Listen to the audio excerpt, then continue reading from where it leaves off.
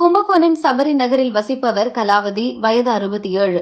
காலையும் மாலையும் அதே பகுதியில் வாக்கிங் செல்வது வழக்கம்.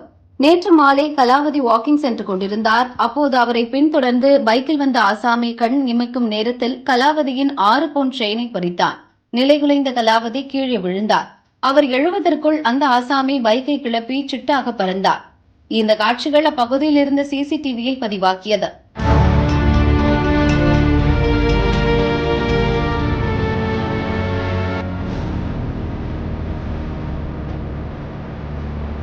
கும்பகோணம் கிழக்கு போலீசார் சிசிடிவி காட்சிகளை ஆய்வு செய்து செயின் பறிப்பு ஆசாமியை தேடி வருகின்றனர்.